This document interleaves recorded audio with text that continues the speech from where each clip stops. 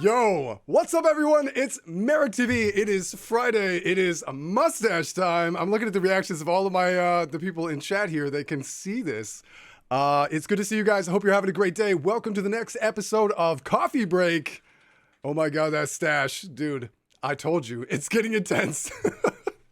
Okay, so welcome to episode 3 of EOD discussion. This is End of Dragons, Guild Wars 2's newest expansion. There has been so much to talk about, so much to do, so much to go through, and there seems to be new stuff happening all the time. I guess that's sort of normal for a new expansion, but we've got a lot to chat about. So that's what we're going to do. This is the MMO podcast. It is not always Guild Wars 2, but we are all diehard Guild Wars 2 players and very excited for new content and new guests. Welcome to the Dr_Virus, a good friend of ours on the upper right-hand side. You beautiful man. It's good to see you, buddy. Yeah, it's good to be here, man. Definitely. Cryptic Villain, my go-to co-host, the shiny guy below me. Good to see you. Hope you're having a good day.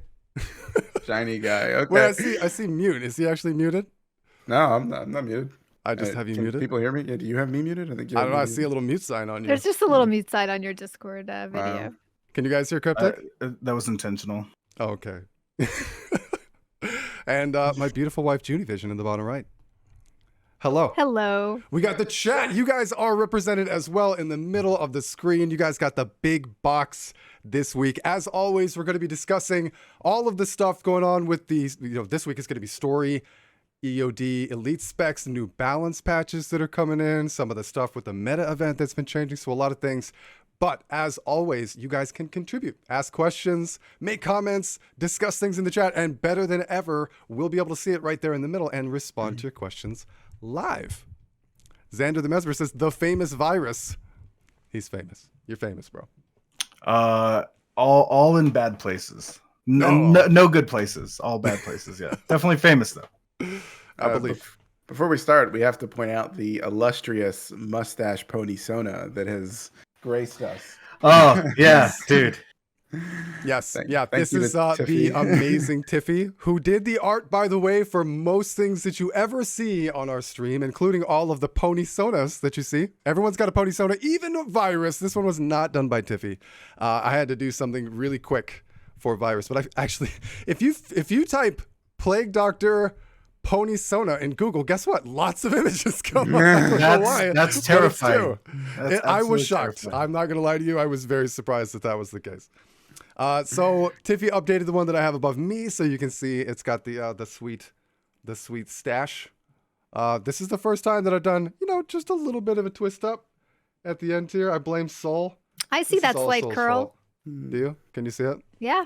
I feel like I'm a community college teacher, and there's no going back. That's Actually, feel I think we finally found the thing that fits the community college teacher. I think you really nailed the vibe. Yeah. This especially, yeah. You know what? I should get like a tie and maybe a tweed jacket. I could pull this off. You're developing a whole new look. Yeah, you should stop right now. I think that's the best. That's the best for that. I don't know. We can turn the television into the little mustache, a monocle maybe. We're on a roll here. No, Angie, you know that what? can't happen. It can't. You can't do it. I think Too Judy much. got a good point with the monocle on the TV. I think that's the next step. Yeah, Oh. absolutely. So Not sunglasses, but monocle now, is that? Yeah. Coffee Break is canceled. This is now a workshopping Merrick's mustache podcast. No. It's actually a community college class. Let me pull down let me pull down the projector. We'll teach some things today. All right, guys. So, like I said, lots of topics to go over today. We always go over in time because there's always so much to discuss. And this time we have 4 opinions, not just 3. It's very exciting.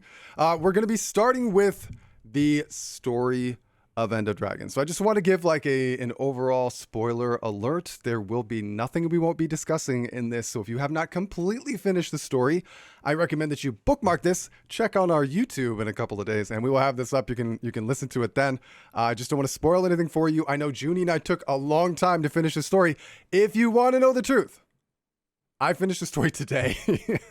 I finished the story Me just too. 2 hours ago so that I could be totally ready and fresh for this. I also wanted to do the meta freshly before you do the final chapter of the story. Turns out there's an achievement to do it that way.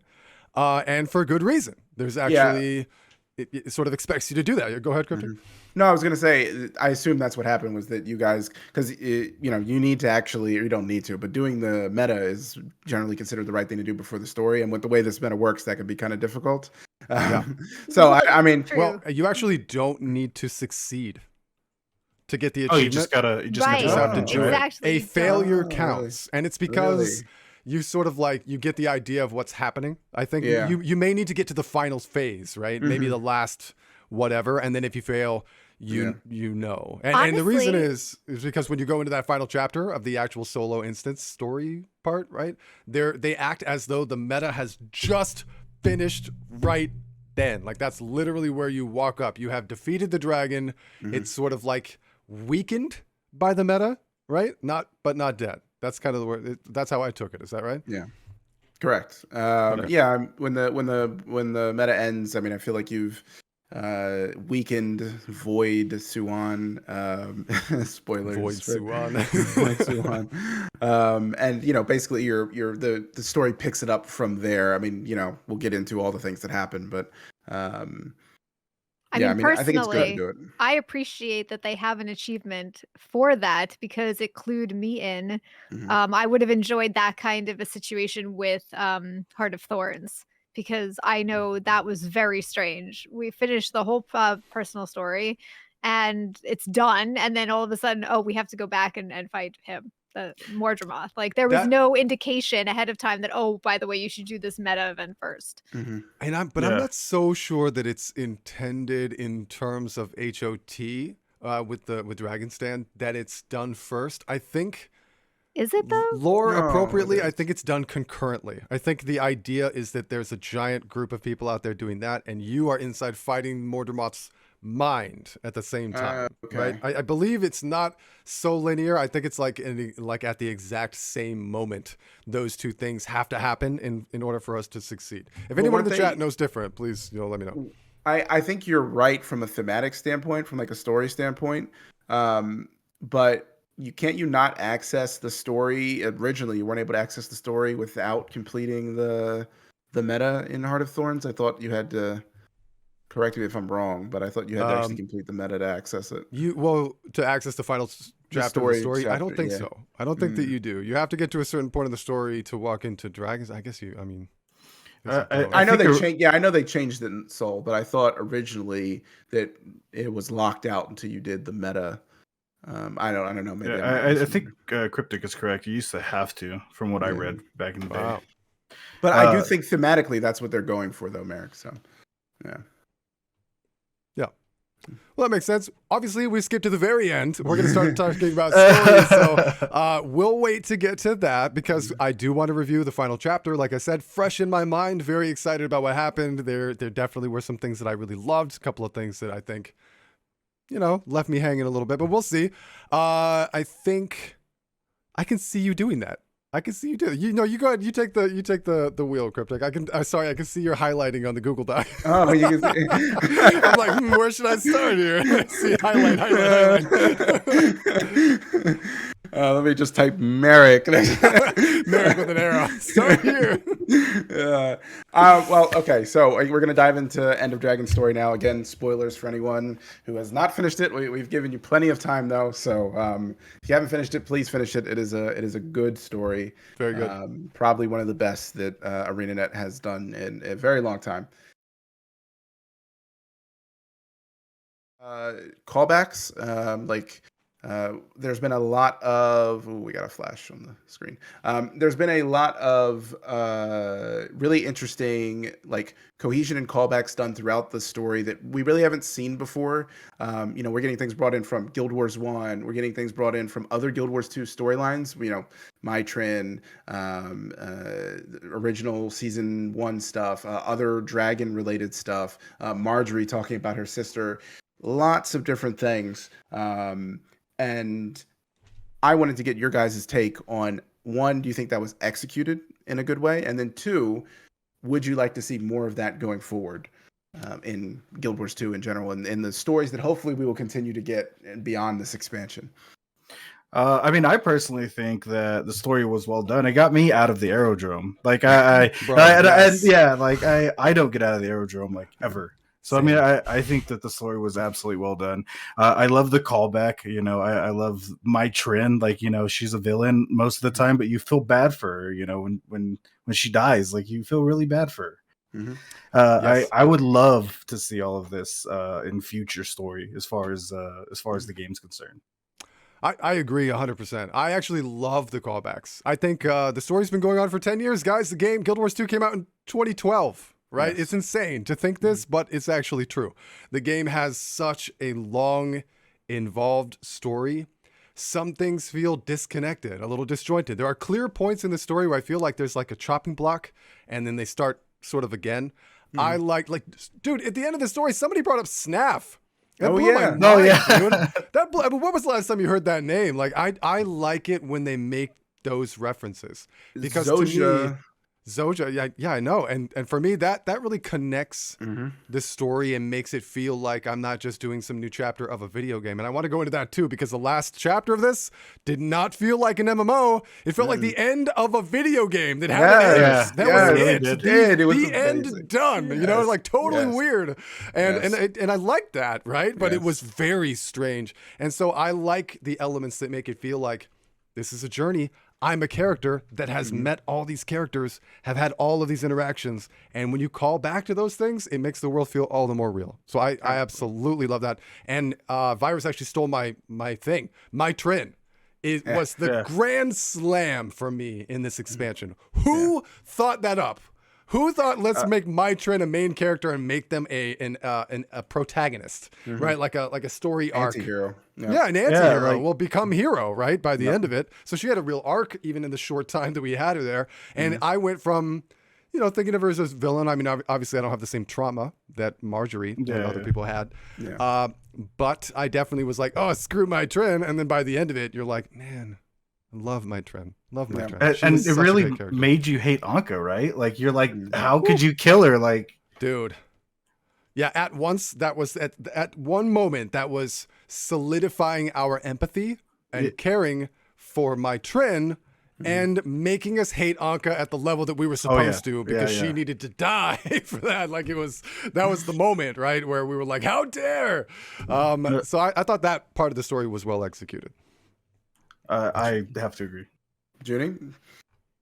I personally love my Trin. I have a very I have a weird nostalgic connection with my Trin, because back when Fractals, the original version of Fractals, before any sort of like end game of sorts, I was in another guild, a different guild. This was before I even met Merrick. And I remember, you know, my Trin was the boss to beat in Fractals. Like, you know, she was the end boss. And there were so many times of like, you know, just crazy experiences with her of like, you know, just running around that arena. Like, I know from myself personally, I remember that there was this one time where I was with my group, and we were all everybody was like dead. I would think I was the only one left. I was on a core mesmer, by the way. So can you imagine, right?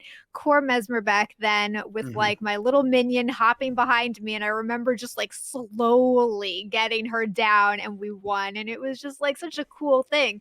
So for things like that, like I thought it was super cool to be able to see her again. They humanized the crap out of her, right? Yes, like, not only was she just a villain, they built real empathy. She was a drunk. She was drinking away her sins, right, and her loss. She had left the Aether Blades, right, not going well. She had actually formed a real positive relationship with an actually good person who was respecting her for her actual good talents and not her piracy. And, you know, like, so she, with June is what I mean.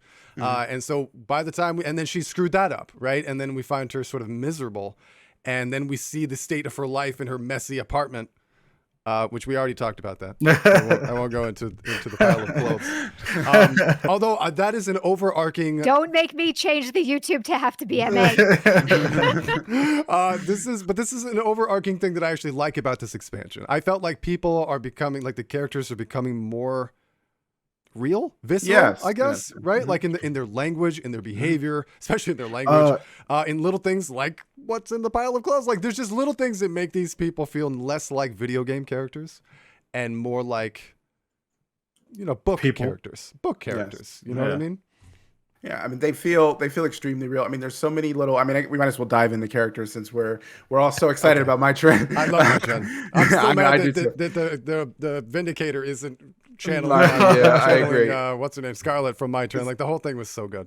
I agree. But I mean, I think we see lots of little snippets from all the characters about, they talk like they're normal people. They're having conversations throughout the story about not only what's going on in the big bad world that they're dealing with and the problems, but also just everyday life things, right? And that's what makes them feel real. Yes. We'll get into Rama specifically, but Rama does that a lot, where he's just having an everyday conversation. Anybody else just freaking love Rama? Yeah, I love Rama. Yeah. That dude Absolutely. is so awesome. And I was so worried they were going to turn him into a villain or something. Like he was going to be the secret reveal, and that would have bummed me out because he's so cool.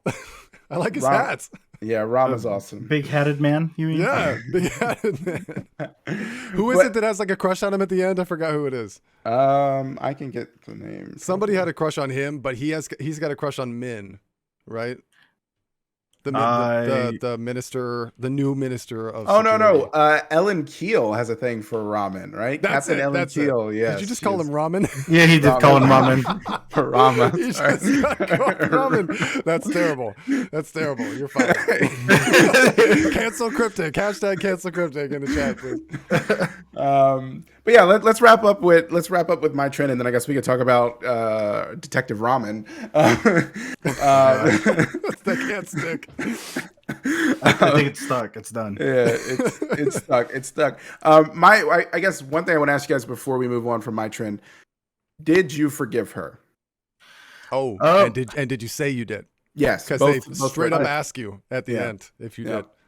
Go ahead, Virus. No, I did. Now, of course, I don't have as much connection. There it is. To the old stuff or any of the old game that everybody else does. Virus has been playing this game for like 8 months. Yeah, like I barely came into this game, so I mean, of course, I did. I felt empathy for her. I thought she was well written this time around, and I think it was cool to see her come over to our side and. Mm-hmm. And we had some emotions towards her. So yeah, I did forgive her on that one. I did select that. And for the record, by the way, we killed her hero. Like Scarlet was her hero, her mentor, and we just straight up killed Scarlet. Who was amazing, and and B needed to be killed, right? She was a psycho lunatic, and she was trying to take over the world, and she basically wrecked like Lion's Arch, right? So they're like, she needed to. I love her as a character, love her as a villain. I think Cryptic mentioned last week that ANET may not always be stellar at writing villains. I think that's how you said that you felt. Exactly. I felt that character was so cool. I agree. So cool. Even posthumously cool, right? Like after she died, we still thought we went back and we were like, holy crap, she was into that crazy alchemy stuff, and it was just a fascinating character, I thought. Yep. Yeah. Oh, 100%. And she, thank you, Cardi. She didn't start out as a villain either, right? She started out as a scientist who was trying to understand more about dragons and just started losing her mind, which I think is what they try to do with Anka, but we'll get to that in a second. She lost her mind in the mists. She had a whole different thing. Yeah. Yeah. I personally, I didn't forgive Scarlet or Maya, Mytrin, because I felt major empathy for her. Really, I actually did. I loved her character, and she got me on her side. Like, because I hated my trend. I've always hated my trend. Like, she wrecked Lion's Arch. Like, which then spawned the rebuilding of Lion's Arch, which is nowhere near as cool as the old Lion's Arch in this old guy's perspective. No, I agree. I was there. I still to this day, I've rocked one title on my main character, my Ranger, which none of you see me play because I don't play Ranger in raids. But since all we do is raid. Yeah, exactly. But I've rocked one title on my Ranger since I got it, and it's Hero of Lion's Arch, which you get if you defend Lion's Arch in season 1 successfully. Which is a big flex to have that these days, right? Yes, I think it is personally. I mean, it just reminds me all the time of of how awesome that was. But anyway, the good old days. The good old days, man. Maybe one day. WP did a poll. Would you rather have SAB World 4 and 5, so 2 new SAB worlds, or would you rather have replayable season 1? And replayable season 1 won 60%. Replayable season 1, easy. Yeah, it won 60% to 40%. Yes. So agree. Yeah. Potatoes, I know you're not watching, but count my vote. But anyway, yeah, I didn't forgive her, and I think more of that was because not my hate towards her. Like, I personally had forgiven her, but the way the question was posed in the story was like, do you think she deserves forgiveness? And to me, it was like, it's not my place to judge. Like, So you felt like you couldn't dole out that forgiveness, but No, you personally don't forgive her? No, personally, I do forgive her. I see. Personally, I do forgive her, but I felt like the way the question was asked in the story, I didn't feel like it was my place to judge. Like they're basically asking me, how do you judge her? And because they said something about like, isn't it fitting that she saved a city, she destroyed a city, and her redemption is saving a city? Do you feel like she earned that redemption? I forget the question exactly, but it was something along those lines. And I was like I'm like, trying to play as my character. I'm like, I'm just the commander. Like I'm not, an omniscient person. I don't know if she deserved that redemption. She did a lot of awful stuff. She assassinated Can I drop the awesome Jory quote at the end of the game though, which is, that's the good thing about being an asshole. You can choose to stop anytime. Yeah, that's true. Which I thought was a great quote. I love that. And true in her case, right? I mean, like, does it excuse your past actions? Maybe not, right? I think that's what we're discussing. But I mean, has she earned? I don't know. I like that it was up to the player. Shouldn't we say that? We weren't forced we weren't forced to not forgive her. We weren't forced to forgive her. And I think most video game narratives kind of force you into one way or the other. Obviously, the story was gearing you towards forgiving her, but the ultimate choice was up to you. I don't know what the dialogue was if you say no. Guy said yes. Did you say no, Cryptic? I should ask you. What did they say? Oh, I said no, and it was Ellen Keel, right?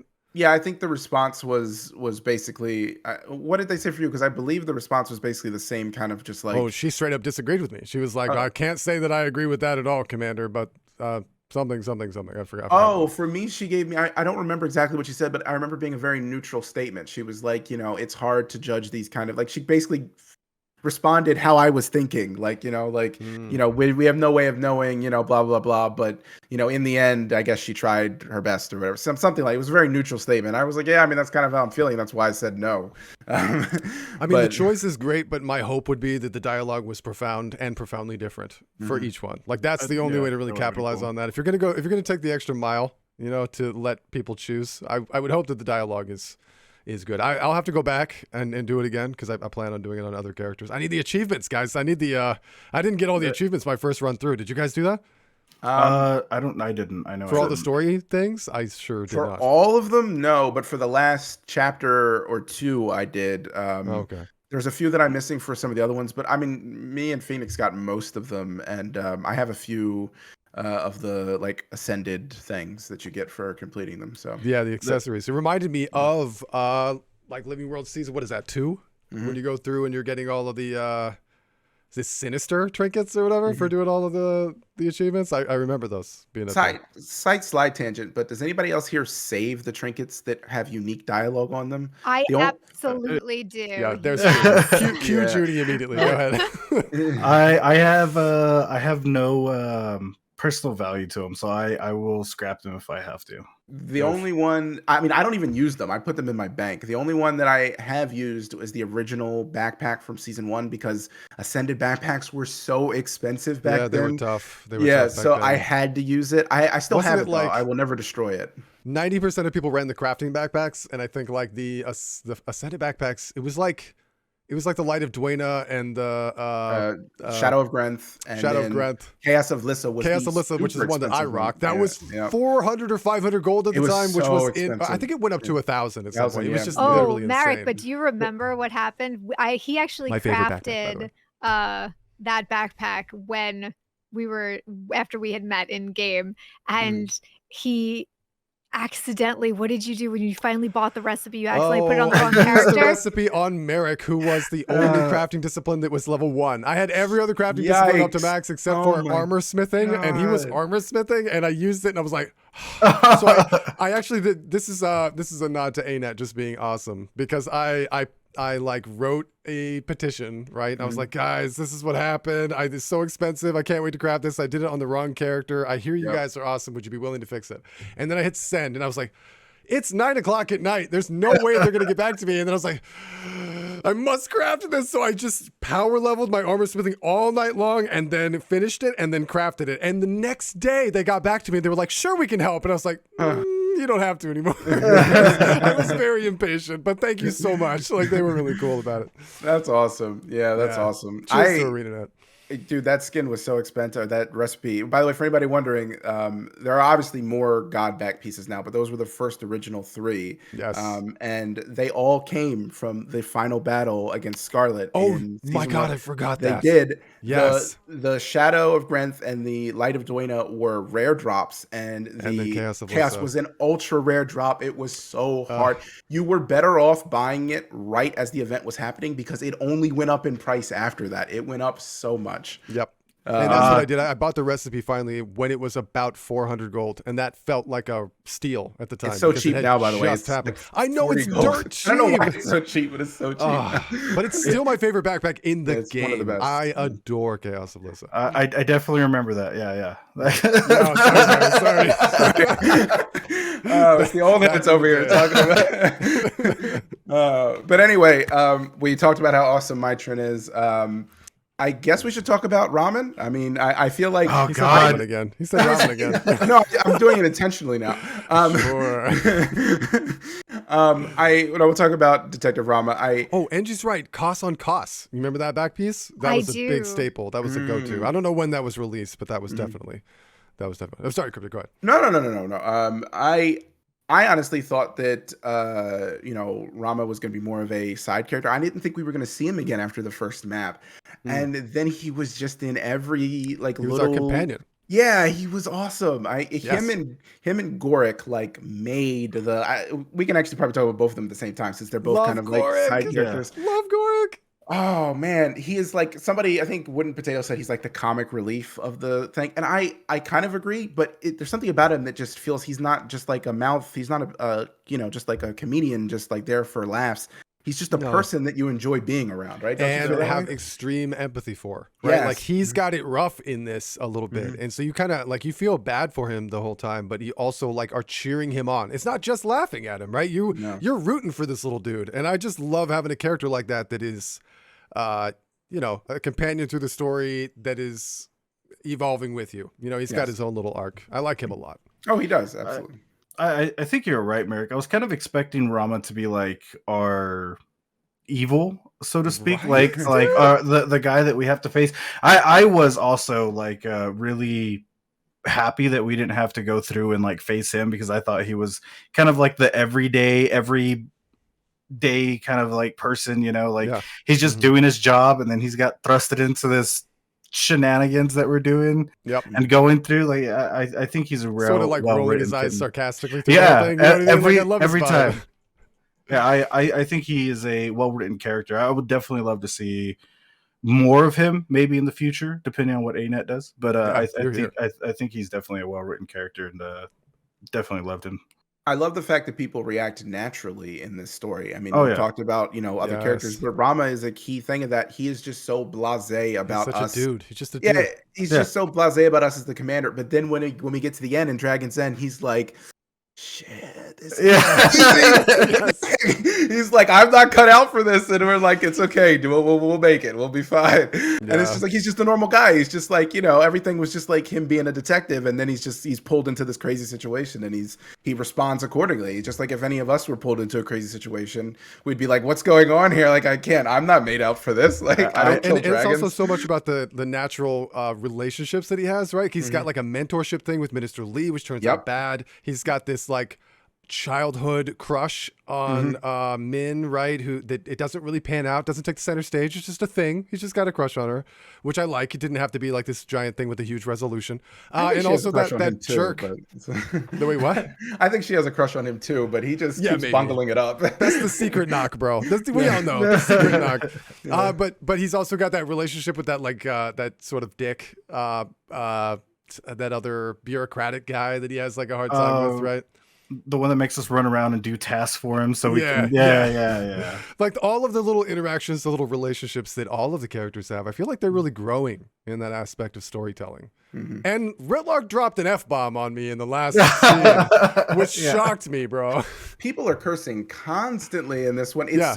But it's natural. It's just like Don't you so, feel like, yeah, it adds, it doesn't Yeah. detract, Mhm. I feel No, like. it doesn't. No. Now, chat, if you guys disagree with that, I'd love to hear your opinion. But I feel like it's done tastefully in a way or naturally in a way that it doesn't feel like it is cringe-inducing, and it also makes them feel more like people that I hang out with. I was gonna Like say, I was in gonna real say life. that. Yeah, it seems like you're just talking to your friends. You know what I mean? Like normal conversation. And But doesn't exactly what that- Soul just said. It was a nice change to have someone just treat the commander like a person too, instead of the commander, which I thought that's actually very astute. I think that's true. I thought it fit because he didn't really know who we were, right? Like I hate when people know who we are and they're just like blasé about us. But like, because like, we'll get to June later, but June's AI knows all about us, and she's like, she's like the powerful Tyrion, the commander, just wrecks some stuff up, and I'm like, yeah, I deserve respect. But Rama doesn't know who we are, and he's just like, you're just some guy that just trashed my homeland, and I'm like, yeah, that's fair. Like, Which is kind of the entire vibe of the entirety of Cantha, right? They're like, we don't care what you've been doing. We're awesome over here. We are well more advanced than you are, and you're all you did was drop drama on our beach. You know what I mean? We don't come in as the conquering hero. That's not what we are. We're sort of not welcome. In fact, I really liked that first scene. Isn't it weird? We see, I haven't talked with anybody about this because I hadn't even thought about it until just now, but the first scene where you walk into the throne room and you see the queen or the empress. yes. We never see her again. She has nothing to do with the story at all. I've never even thought about that until just now. Like June was there, Minister Lee were there, they're main characters. Never again did we hear from the Empress. Who was rooting for, or not rooting, but was expecting an assassination takeover plot? I thought that was going to happen. I thought, Closer to that than what ended up happening. yeah. And I got to tell you this right now because I had a weird experience that probably isn't relatable for everybody. But somebody like twisted my arm and it was like, "Dude, come and do the strike missions. We're gonna." And then they were like, "Well, the next strike you haven't seen. It's definitely from the story. It's gonna be a bit of a spoiler, but you could see it coming, really. So just don't worry about it." I managed to do the rooftop fighting Minister Lee without ever reading the nameplate or ever looking at his face. All I saw was the hat, and so I thought it was ramen. I was very sad. I was very sad about this. And I'm also really just- glad that it's not. You also just called him ramen. I'm glad You this is catching on. bastard! It's your fault. Chad, it's Cryptic's fault. I guess we can move on to talking about some of the other minor characters. Minister Lee, I mean, I think he was pretty obviously going to be a bad guy. I was actually, the whole time I was playing through the story, I kept saying to Phoenix, like, this is obvious, like, but I hope they don't do it, just because I wanted them to do like a twist on it. Sure. I don't know. I don't think it was bad story. I want to make this clear. I don't think Minister Lee being a villain was bad writing. I have other things in this story that I think were bad writing. I don't think this was one of them, and I think it was an enjoyable moment. Makes sense. I just think I have this thing in writing where the bad racist guy ends up being, who's just like this obviously bad guy, ends up being a villain. And I feel like that's teaching people a poor lesson. I would rather people see the bad racist guy as just an average person and see that these people exist in the world and not like as this Whoa. big villain that we should be toppling. And don't you feel that is exactly what they did at the end? They literally said They those did. words. Yes. Yeah, they did. That actually They did. shocked me. They were like, that was, in fact, there was no twist in this story. Let's be real. There was no twist. There was no big plot thing, no big spoiler, no big, oh my gosh moment. It was all very well done and enjoyable, but there was no big twist. But Minister Lee, however predictable, at the end, it had a very fascinating twist. When you talk at the very end of the story with Min, right? With Min and Rama. Yep. She says, like, we arrested him, but he actually didn't fight back at all. And not only did he not fight back, he helped us and like told us who a few other key purist people were. And he likes his dog. He's got a cute dog that he really wanted to take care of. And she literally says, like, or Rama says, you're not trying to say that just because he has a soft spot for his dog that he's not a bad guy, are you? And she goes, no. What I'm trying to say is that he's a normal dude. That you expected somebody like this to be like this big bad villain. But what I learned was that he's a normal guy. And these people with these thoughts are just out there as normal people. Like that's exactly what you're saying, Cryptic. And it's kind of profound. right? Yeah, no, it is. It's a I agree. relatable story to modern day. The problem I have with that is that it was show, not tell, or it was tell, not show. Like Yes, they should agreed. have showed it, but at least they put that in. That's why I said I don't think it's bad writing because they made attempts at just at doing it the right way, and I think it worked out. I enjoyed it. I enjoyed the story, so I can't knock it. Right. Do you think they're going to be doing more of that? I know last week or the week before, I think it was, Merrick, you talked about like the progressive writing style and how they've been adding different elements to kind of what we see every day. Do you think that's politically? You mean? Yeah, well, Relatable to politically, real world. everything really. Do you think that's a something that they're going to continue to do, and do you think it's a good thing? I 100% think that they will. And the truth is that I feel like they've been that company from day one. There have been little bits that have always been there. LGBT awareness and inclusion. All sorts of things that they have, I think, made subtle in the beginning and have becoming less and less subtle and more overt as time goes on, as the political climate has changed in the last 10 years. I mean, think about the evolution of the political climate in the last 10 years in the United States. It's crazy. And they have really grown with it, but I think been consistent. It's not like they're just blowing with the wind. I think they just feel like they can be very overt about this kind of stuff. Do I think it's a good thing? Yeah, I do. I think that inclusion is always good. I think villainization is where things get sketchy for me. This is obviously gets to a topic that probably shouldn't be had on this channel, on this podcast. But my thing is yes, include. But to other people into villain status, what you want to do is win people over by storytelling, not dictate that certain people that don't agree with you are villains and then write them off.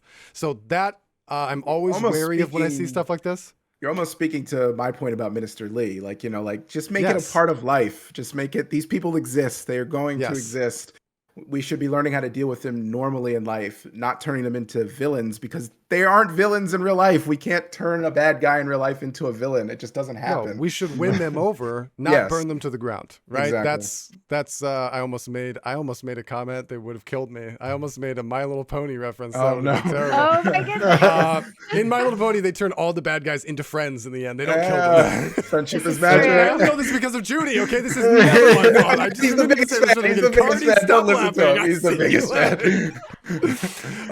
Anyway, but I do, and that is a very astute observation and question, Virus. I think there's a real dialogue to have about that. Well, I just think that all the characters are, like Cryptic said, they should be kind of everyday characters that we run into, and I think they're doing a good job of making them into kind of everyday people. I think their writing is really amazing, and I can't say I've played season 2 or season 1, but you can definitely tell their writing styles progress as some of the seasons that I have played. So I mean, I think it's a really good direction that they're going with everything. We should just make a note of the fact that ArenaNet as a company is a different company than it was 10 years ago. Like not because of its like political leanings or its writing style intentionally or otherwise. It's basically because it's a very different team.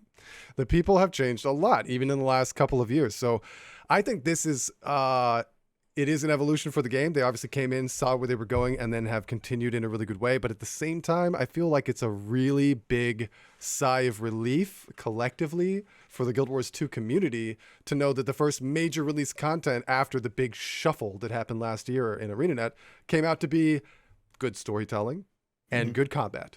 Right? I mean, those are the two things I think if you had to pick only two, that's only my two. So that's good. Yeah, absolutely. I'm going to make Timmy a side character, and let's just talk quickly about her being the Deus Ex Machina that solves everything. She has been that for like the past, like whatever, like since she's been introduced in the story. And I feel like I want to hear your guys' take. I feel personally that they did a better job of making her not that. There were moments where they took it too far the other direction, where she couldn't figure out how to make a radio frequency encrypted. That felt weird. Yet it wasn't really great. It was awesome. I loved that. It was enjoyable interactions with Rama, right? Because the Yes. Rama thing was comical. He just kept hearing us. It's like I can still hear you guys. Like it was just an enjoyable experience, even if it was weird. Yeah, it was amazing. I just wish they gave us some explanation for it. I wish that they had said that, if Timey had said, because she invented radio frequencies in Tyria on our continent. She's the one that invented that. Yeah. So for me, it's like, just say, oh, this, like the way that we do our radio communication, it doesn't work the same. I'm having trouble making this work. Just some kind of explanation, because otherwise it just seems like she doesn't understand the thing she invented, and somehow Rama, a detective, understands it better than she does. She took a long break, is what it was. That's it. Yeah. And then at the end, at the final fight, we do get an encrypted channel. She's up, like, before the final fight, we managed to get an encrypted channel. Guys. But then during the final fight, she somehow solves global worldwide communication. Yeah, she does. It's like the needle is just going back and forth, back and forth. What is happening here? Big shout out to Plenix. Welcome to the stream, guys. We just got a giant raid. Really appreciate it, man. This is our Coffee Break podcast. We're discussing EOD, the story. We're going to talk about so spoiler alert, by the way, if any of you guys came in and have not finished the story, that's what we're talking about, but we're going to do EOD, elite specs, balance, and meta discussion. So lots to come. Happy you guys are here. Yeah. Welcome, everyone.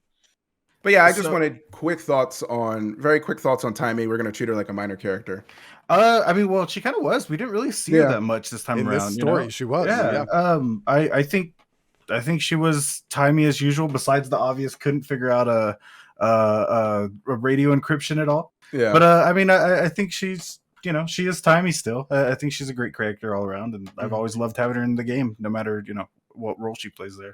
Thank you. I love Timey. I will fight anyone who hates Timey. Timey is amazing. She's adorable. She's incredible. I love Timey too, but I really do think that it was probably good that they kind of gave her a break from being like a main character, because as much as I love her and I love the character and I love the voice acting and everything about her character, but it's just it gets to be too much where you need to get a different storyline. So I am glad that they kind of put her as a side character for this expansion. Triangle. Yes. Well, before you give your take, Mark, I also want to say you make a very good point there, Junie. They kind of wrote Timey, or you inadvertently made a really good point there. They kind of wrote Timey into a corner with her disease, where she couldn't do anything but be a Deus Ex technology solver, right? Like whatever, like that was her contribution to the story. And now they have girl. Yeah, pretty much. Exactly. Yeah. Mm-hmm. And now they have subtly wrote her out of that corner now, though, right? So now she can contribute to the story in other ways. Well, I know they improved her with the technology, which I thought was cool. Like she's also a representative. Like you can tell the inclusion we were talking about earlier, right? She is somebody who struggles with disability and also disease. She's been having that this whole time, and they didn't want to take it away fully, right? Even at the end, she goes, I've sort of acquiesced to this happening. Like there's nothing that can be done. I'm okay with that. But what I didn't realize was that all the little things and the discomfort that I was experiencing were really ruining my life. And now I'm sort of able to be a little bit more myself and stuff, which is cool. I would have been bummed if they were like, haha, Jade Tech, I'm cured, right? That would have been maybe a little cheap. That would have been good.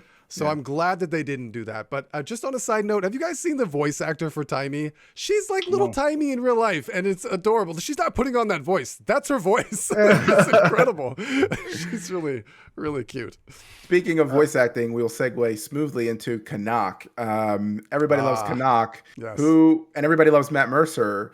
And I think everybody does not like Matt Mercer as Canuck. Thank you. Those are my exact words. I adore Matt Mercer. I think he's a living legend, and has done more for like nerddom than like any man alive. I really feel like he has. It's just insane. But at the same time, I think they shuffled a few voices in this expansion, and he's the only one that I heard and immediately was like, no, that's not right. And that's not right, and I don't like it. There are 3 people from the Critical Role cast who I'm aware of, at least in this expansion. It is Matt Mercer, Liam O'Brien, and Sam Riegel. And Sam Riegel, yeah. And they are all extremely talented, amazing voice actors. I mean, everyone in Critical Role is, but those 3 are extremely talented, amazing voice actors. And it's amazing how it is. To me, it's like this weird thing where they must have had like a temp person in at the moment who doing it. Like someone got sick and they brought in a different director or something, because the voice acting is amazing in EOD. It is wonderfully done. And then for the characters that those 3 play, it's like the director just said, Just do your normal do voice. whatever like you do, right? Yeah, it's like Sam Riegel has an amazing range, and you were just like, just be Sam Riegel. And I'm like, I mean, I love Sam Riegel, but everywhere I go, I hear Sam Riegel. Do you know what that reminds me of? Nolan North. Okay, Nolan North is Nolan North everywhere he goes, and he's a great voice actor. The ability to speak, like the character that he plays, he can put on that well, but it's always the same. Every video game I go play, I'm like, that's Nolan North. For me, I play a male human in Guild Wars 2. So my male human is Merrick. That's where I got the name, was the video game character. So every time I go and play something else, I'm playing Divinity 2, I'm like, why is Merrick talking to me in this little floaty thing? Like, I just hear Nolan North everywhere, and I would like, a little bit more variety. Also, Andy Sean says that's a hefty claim, Merrick TV. I'd say Tolkien takes the title of having done most for nerddom, but I said more than any man alive, because I would definitely never put him or anyone above Tolkien. I am a Lord of the Rings fanatic. We just watched Lord of the Rings trilogy, Junie and I, the extended version. The third one, and though. She cannot. I mean, you can't get a word in because I just recite every line before it happens as I go, because I've seen those movies so many times. I would like to bring something up that was mentioned in chat by NG. What about the fact that the Tengu have been introduced in this expansion? That's something that people have been wanting since we saw that wall in the Caledon Forest, right? Yeah. So what do you guys think about that? Which, by the way, is still just a random wall. I mean, I'm so sorry. It's been 10 years. That was the first mystery. I'm going to let you guys finish, but Beyonce is one of the best videos. I'm just kidding. But the first time that I ever played the game, I walk in, and that's one of the big first mysteries you ever see. 10 years later, and we see Tengu, but we still have not gone in that place. It drives me crazy. I know. I would have liked to see a little bit more about the Tengu. So the only good thing from I'll let you go in a second, advice. The only good thing from the DRMs is that there is one that takes place right outside of the wall, and you do get some Tengu lore. And we haven't done those. Tengu, That's the only thing I'll say about that. It's not. There's nothing else really more to say about that. The lore is the spoiler, so go listen to the lore. But other than that, there's nothing you don't see in. I think Cryptic pretty much stole all of it. Like, we don't really get to see. No, it's all right. We don't really get to see much. Second, Virus. I'm going to say everything you're about to say. We don't get to see them much. I think when we go through the city, and we go through like a Tengu district, it's like this kind of slummed down district, and that's pretty much all we get besides the wall. And I mean, there's not much that they have introduced so far. So I think they introduced it, and they can do a lot with it. They have the advantage of doing something further with it than just letting it sit in the back of players' minds. So, God, wouldn't you guys love a new playable race? I'm just gonna throw it out there. Yeah. After all these years, it'd be so great. I would love it. Yeah, I mean, that's the only disappointment I have with the Tengu. Everything else they did with the Tengu in this expansion was amazing. And obviously I would like them to see behind the walls, but I mean, we would if we got them as a playable race, that's where we would start, right? And I feel like the region is there. It's ready. Yeah. I will say, speaking about Tengu, the Kestrel leader, Ayumi, I believe her name was. I mean, I loved her. Her dry humor was just like, and I love how they swapped. Like, Goric and her were there a little bit together, but when we got both characters, we almost were never without Goric or Ayumi. So we always had this like some version of humor, and she had some sass too. She had a couple of sassy lines, which I really liked. Yes. I don't want to skip over. That humorous.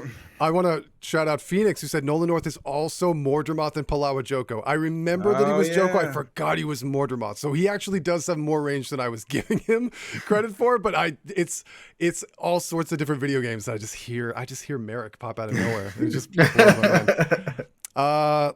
Let's see. Somebody else said, the touch of the wall. Yeah, you love the variety with Tengu. The other thing I was going to say about Ayumi and that whole chapter was that I felt like that was really weirdly rushed. That was the part of the story, like, you get introduced to the dynamic of Echovald. I'm going to pick on Echovald specifically because Echovald Forest has a lot going on. There's the dichotomy, right? Split with the two warring gangs, I guess you would call them, or like rebel factions or whatever.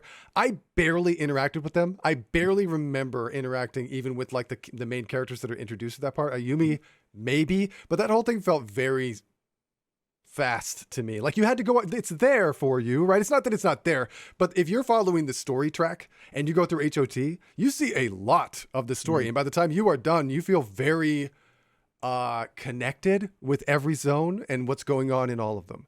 But I felt like that was not true here. I feel like that was cut content because we got Tetra at the end and some of the Brotherhood at the end. In the in the meta, they're there. They participate in it and they have dialogue. They actually lead. The Brotherhood lead one lane and Tetra leads another, and I forget who leads the middle lane. But so there's dialogue there, but it's the way that they talk. They're not like, who are you? They're not like questioning who you are. It's kind of like they know you already. So I feel like there was cut content where we were supposed to kind of maybe not resolve. I don't think we were supposed to resolve anything. That's right. Middle's what I did. It's Kaith and Oreen. Yes. Okay. There you go. Yeah. So if you did the other two lanes, you would got some dialogue from Tetra or who's a warden or people from the Brotherhood in the other lane. Ayumi says multiple times throughout the story, especially at the end, that nothing has been resolved with the Brotherhood and the wardens, and that it is going to. She actually poignantly says that as soon as we're done fighting Suwon, if we've won, we're probably going to have to fight the Brotherhood and the wardens. One of the Brotherhood dudes on the way out, though, if you talk to him, he says something a little bit more optimistic. He says yeah, this doesn't mean that it's fixed, but we accomplished a lot not fighting each other or something like that. So we'll see where it goes or something. There was at least a little bit explored there. Yeah. So, I mean, I just think that there was supposed to be content where we interacted with both of them and we were introduced to Tetra. We were introduced to people in the Brotherhood, and instead we just got a heart and they were just like, we got to scrap this. This isn't working or we don't have the time. But I'm sorry, Jenny, you had something to say? Or virus. I saw someone light up. I was gonna say I kind of agree with Merrick there. It does seem rushed. Like you don't get every detail of it. And to be fair, I kind of rushed through that part of the story. It seemed like Tangled Depths version 2. It wasn't my favorite area to be in, but I still. And I like Tangled Depths better than Echovault. Well, I mean, yeah, but yeah, you can kind of hear some of the dialogue between them, and it may be pointing in like what season 5 has to be for us, maybe. But I really don't. I do feel it's rushed. I don't have any. I don't have any real thought on it as of yet. Like, I want to see more done to it, right? Yeah, because you weren't forced to form that thought. So like when you do Seitong, brand new zone, everything's fresh, everything's crazy, you're learning to fish. Like I felt like that dragged on enough that I felt like I knew the zone. Then we moved on to the city, right? Kaineng, New Kaineng City. And that felt, there was a lot of story chapters there. The map was huge. We go back a couple of times too. Well, but there is like a whole section of New Kaineng that I haven't gone to, and it's huge. And like it's the whole back area. There's a ton of stuff back there, and I was like, where did the story not bring you there? Like that, it just didn't end up being a thing. But I figured this is the main city. Maybe that's the reason why it sort of sped us through. And then we got to Echovault, and I was like settling down for like a big experience in Echovault. And before I knew it, I was walking into Dragon's End. Like that kind of shocked me. I thought like there's no way this is about to just funnel me into Dragon's End, is it? I think this is the perfect example of Guild Wars 2 doing things well but not doing enough of them. John. Because WP, I think actually, I don't know if he clocked it or whatever, but he actually said this is the longest story Arena has put out in an expansion. And yet it feels like the shortest. Is that true? It? Yes, it feels like the shortest by half, like 50%. I'm stunned. Maybe I'm misremembering or misquoting, but I watched his review on his spoiler review on the story, and I'm pretty sure he said this was the longest one that they've put out. You just blew my mind. I know, right? I know. I think that's why things got cut because it was already long, and they didn't want to make it too long. But it really does. But feel that's one of the biggest complaints, short. Right? That people feel like it's too short. Because I've heard that a lot from people. Well, I think people 15 hours. I think Asimel said that it is about 15 hours. But I also think that people are so like into the story that it feels, like not that long of a story. It feels like it's not as long as some of the other stuff, but it's actually pretty long. There's not as many dry spots. Right? Yeah. I do feel like the flow of the story was good. I felt like engaged and excited pretty much the entire time. We actually we all cheated, by the way. The way the story, the way the experience is meant to be, you're not supposed to have mounts, right? We all have mounts you're supposed to get mounts, some of the mounts, not all. Skyscale makes it super cheating, right? WP played through it without. He made a fresh character and played through it as if he didn't have any of the mounts. I Wouldn't can't that just make imagine. you hate Yeah, it, though? I Like, maybe couldn't add time imagine to it, that. but you wouldn't like it. Well, I'm just saying. Remember Heart of Thorns, especially when you got the Tangled Depths. You remember how much time you spent just getting lost in Tangled Depths, right? I Yes. feel like a lot of Absolutely. that added time to the amount of time you were playing and made things feel longer than they were. And like through this, like I map completed every map. And I was actually doing it with someone else, so I had to match my time with them, and I still felt like I sped through it, and I feel like the mounts and all the gliding and movement that I have because I played the other ones enabled that to happen. So Can we take a break to acknowledge that Roz is falling out of his cube? oh my god. Oh my god, you can see that, right? He's alive, right? His paw is like down and his head is just like facing the floor. He's fine. He's all right. Oh, also, Fly Triangle mentioned something, and I think this is very true. Like, it's nice though that there's the reality of like the junkyard in Echo Vault, though, because in any kind of a high tech city like that, where does the waste go? Like, what's the negative side of that? And that really is what Echo Vault, I think, shows. But Arborstone, I think a lot of us can agree that was like a gem of that area. So Absolutely. That was a fascinating experience, actually. The whole Arborstone thing, where like reality was sort of unfolding in a weird way. Like that was a creepy instance. Like that was actually I kind of loved creepy. the I liked that a lot. artwork. The artwork that they chose for that, the way they drew that was brilliant. It was. Yeah. I almost thought there was something wrong with my graphics card for a second, and then I realized what was happening. I think they learned some lessons. I mean, ArenaNet's artwork has always been amazing, but I think they learned Yes. some lessons from DRMs. I hate to say DRMs, but DRMs have You stop saying that. DRMs have unique concept art loading screens. They're some of the best art I've seen in Guild Wars since the original concept art trailers. Which were so good. Yeah. I remember those. If you get the chance, obviously you guys are going to play through the DRMs, but if you get the chance, look them up, save them, because they are really amazing. But anyway, to piggyback off of what Junie said about Echo Vault Junkyard, let's talk about June, who is responsible for the Echo Vault Junkyard.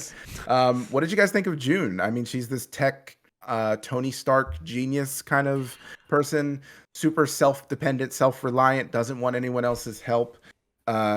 And obviously that causes confrontation with us as the commander. But I don't know. I liked her as a character. One of the things that really kind of bothered me and Phoenix when we were playing through is that it seemed like the timeline of her like Jade Tech Empire didn't add up. Like I think she had like 15 to 20 years to build this Jade Tech Empire. Is that how the timeline works? Because that's ridiculous if that's true. Only on. She also looked like she's 20, so I don't know. I think she's like in her 40s, like late 30s, early 40s. Someone bring up a picture of this girl. But like they actually give you, if you look at lore, when we were going through looking at lore notes, you can get dates for things, and there's a date for when she met Suwon. And from there, I mean, assuming she worked on Jade Tech before she met Suwon, from there until the current time, when the timeline ends now, and the story that we're playing, it's like 20 some years, like early 20s, and like that didn't quite add up to me. I mean, if she had access to every continent in the world, I would buy it, but she's locked isolated, into Canada. totally locked into Canada. Yeah. How did you build an economic empire and make an entire country dependent on you? Just I don't know. She's the sister of the Empress. The Empress, right? right? So resource-wise, more plausible than like an average person. Anyway, I saw Junie. You look like you had some opinions about June. Do you want to? Oh no, I just wanted. I wanted to say that I think she's so similar to Timey. I guess, obviously that's why Timey enjoys her company and why she kind of connected with her. But if you think about it, like Timey could easily have become a June type character in a different circumstance if she had been put into that situation. So I think it was interesting that could kind of build off of Timey's character. Personally, I think there's a lot more that can be done with Timey if they want to do it, where they give her real character progression. But go ahead, Paris. No, go ahead, Merrick. Well, I was just gonna say, I thought June was awesome. Like, since the question is, what do we think of June? I thought she was really good. I loved the female Tony Stark thing. I love that she's sort of like a rebel in the in the royal court, right? The Empress was even like, you're way too aggressive, and then like sort of like admonishes her. And Minister Lee, she is really stubborn. She's accomplished great things. She's got this really cool fleshed out personality. My real complaint is how she turns it around. Like, she's like refusing to see any sense and hates us for forever. Then we beat up all of her droids, and now we're like, so there. And she goes, okay, fine, let's work together and save the world. Like, it turns around on a dime. And for me, that's always a sticking point for me. Like, I understand character arc has to happen. Characters change, and we root for them to change. We want them to change. We get disappointed when they don't. These are really like elemental story components that are good. But I brought up one of my favorite examples of this ever is Zuko from Avatar: The Last Airbender, right? Who is a monster in the beginning, like an absolute, like, we hate this guy, and then all of a sudden, like, we learn more about him, and then we have empathy for him. We understand why he is the way that he is, but we don't like him still. And then, you know, he makes there's a glimmer of hope, and then we start to hope that he gets better, but he disappoints us again and again and again. They take their time. The character evolves. I like it when things like that happen. I believe the change with Zuko. Sometimes it's like you were being unreasonably skeptical without, you know, you're a very logical person. You refuse to see any sense. And then you became unrealistically amenable from one moment to the next. Well, she was like a paranoid throughout everything, right? Like, she didn't trust anybody. She didn't think anybody could help her. You know, she was just this really weird character. And I also, you know, to call back to what Cryptic said earlier, they probably cut some of the story arc out for her from I wonder, man. Because like she did go through this, like, okay, I surrender, you know, you guys are now my friends and I'm going to help you do everything I can. Yeah. Now I will say that I did love her. I thought she was like chaotic neutral all the way up till the middle. Like, I didn't know which way she was going to go. Like, she could have been. Yeah, she was. I think she was a well-written character up until that point too. That Merrick pointed out. And we sort of saw her like the reason why she was. I like that you brought up that she was kind of like paranoid, I guess. But what it really comes down to is that, like, she's always had to rely on just herself, and and everyone doubts her. You know, she had to fight for everything she's got. She's got that picture of herself and the thing that she looks to and sort of speaks. So she's got a complex that she's fighting against. So we got a little bit about why she is the way that she is. I just figured, you know, I would like to have seen it expanded. Yeah, I just want the story to have taken twice as long as it did and have it be drawn out a little bit. Like, that would have been nice. I think that was actually WP's biggest complaint, was that June and Anka felt like you were, and I don't know if I fully agree with this, but I do understand what he's saying, is that you were forced to not like, Mai Trin. You were forced to like Maya Trin. You were forced to not like Anka. You were forced to like June. But really, these characters are more complex than that. I don't know if I agree with his assessment. I do think June, though, is probably the biggest test case for that, because she isn't really a good person. She's done a lot of bad stuff. If you look at the side lore, like some of the books and stuff. Yeah, she's not a good person. And honestly, like, you know, they tried to play up that whole, the commander doesn't trust June. She's locked up this elder dragon. You know, they tried to play that up. And then in the end, it was just like, oh, no, it's fine. Suan wanted to be here. Don't worry about it. You know, they kind of like brushed it aside. But like, there was good reason for us to suspect that. And, you know, like, why not also bring up this other stuff in the story that she's done? This, like, the Echo Val Junkyard talked about that at the beginning of the segment. That's her fault. Like, the June Jade, her company, is dumping there. They are doing bad things. So I just wish they, like, I don't agree with WP's assessment on Anka and Mai Trin, but I feel like June, he may be right. I feel like they kind of tried to push her in a direction and didn't really let, what I felt like there was original intention was that she was this, you know, chaotic neutral character, and they didn't really let that play out as well as they should have. Those always the most interesting characters. I think whenever you turn a character into two-dimensional, like if you're supposed to like them or supposed to not like them, I talk about this as a plot point all the time. Like, modern day storytelling, if you have to do any kind of good storytelling, a character's motivations have to be understood. Even if the character is a villain, you need to understand why they're doing what they do, and you should, as the reader or as the experiencer of the story, be given room to have your own feelings about whether you like the character or not. What I like to use in this example is the It's like the orc thesis. I say this all the time. Like back in fantasy, you can make a character that's an orc, and an orc is pure evil. Like you are allowed to absolutely hate an orc, and you are told to hate them. You never question hating them. Orcs are pure darkness and evil and should be killed, right? In actual realistic storytelling, you don't have that luxury, and the more complex and relatable a character is, even as a villain, and then the reader being left to form their own opinion is very important. The only thing that's ever been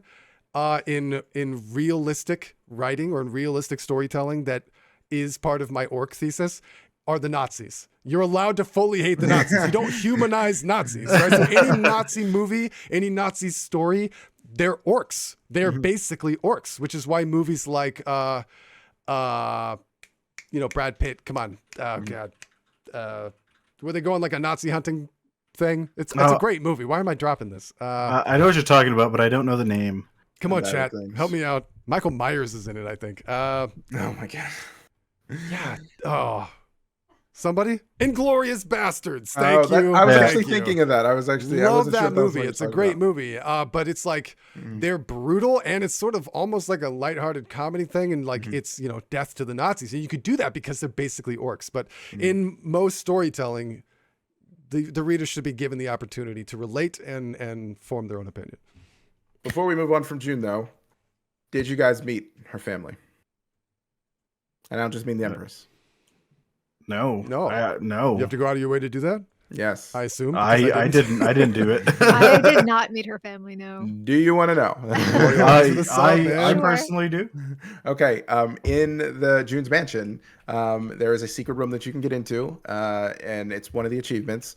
And she has a husband and a daughter that are in there trying to avoid you wrecking stuff up.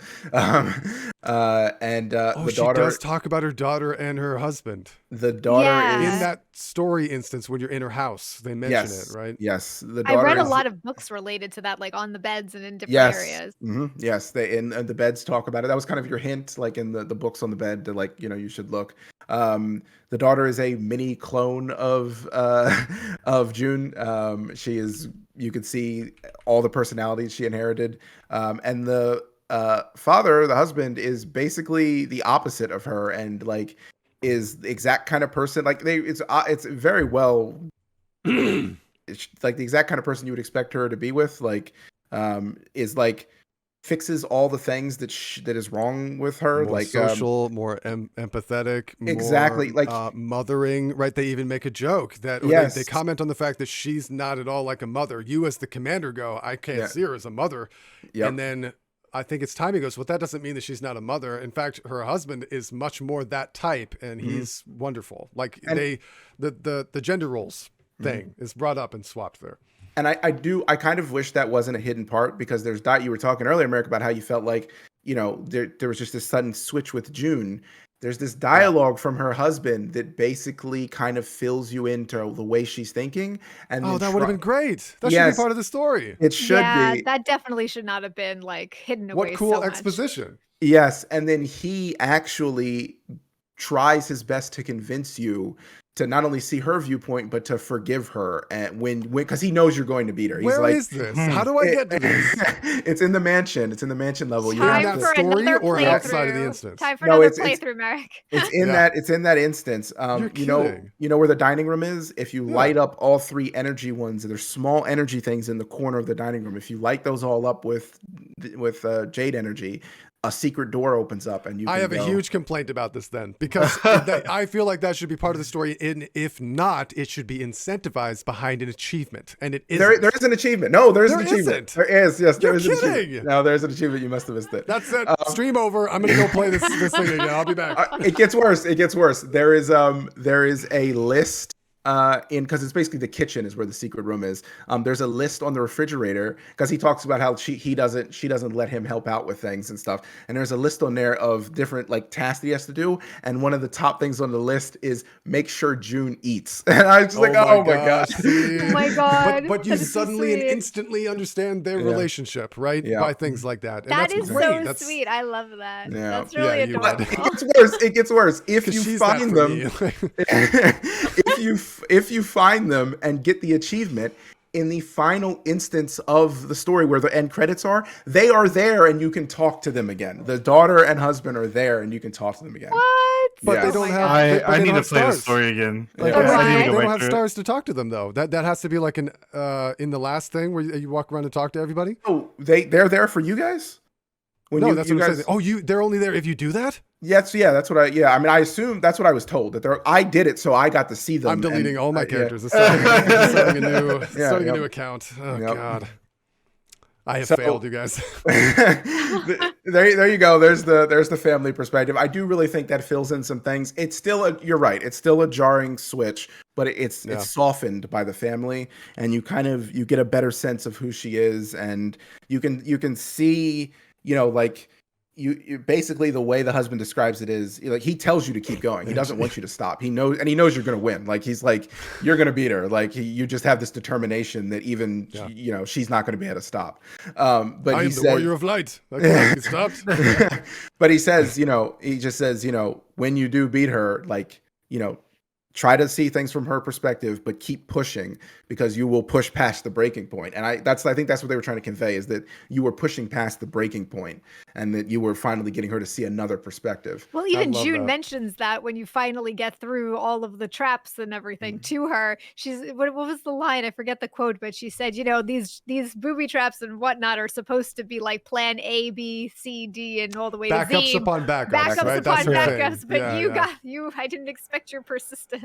Speaking of that, by the way, I thought that story instances was cool. I liked the little puzzles. I actually enjoyed that whole thing, especially the end when you're doing the combat and you're needing to get the lasers to hit the shields and stuff. I could see that not everyone would love that, but I actually really liked it. And there was a part that I was like, I wonder if this is bugged, because I actually did come across a bug that was breaking and I had to restart the instance. So did I. And, Yep. and then I got to another part where I was like, how is this supposed to happen? And I actually figured out that you had to lift the laser up so that it could hit the what do you call it? And I just thought that was a neat design. That was kind of cool. We restarted the instance twice, or I'm sorry, like 4 times, but twice was because of some kind of, I think it was some kind of bug. The other 2 were me. same. I was being kind of stupid and made us Oh. restart. As a God of War fan, like I think that instance in particular has a lot of like the puzzly mechanics to like God of War and stuff like that. So I really, really enjoyed that part of the story, and I hope they continue to do stuff like that.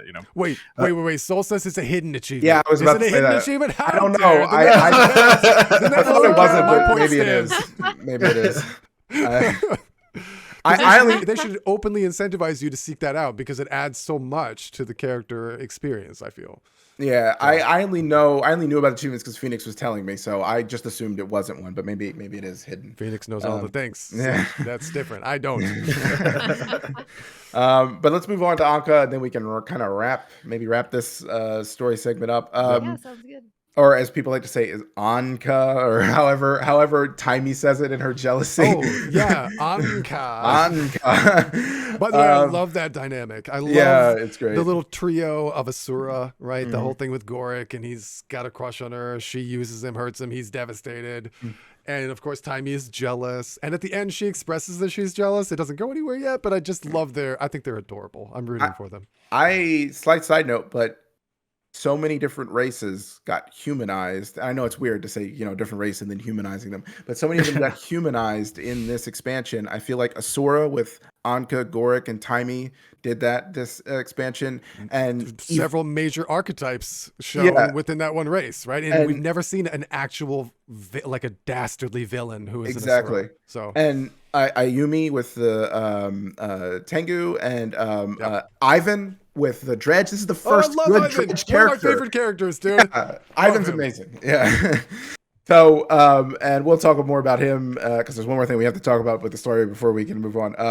But yeah, I mean, Anka, I have to look into that. Obviously, I want to get you guys' opinion, but Anka was the worst part of the story for me. She dropped a bomb. She has ArenaNet villain syndrome that has existed since.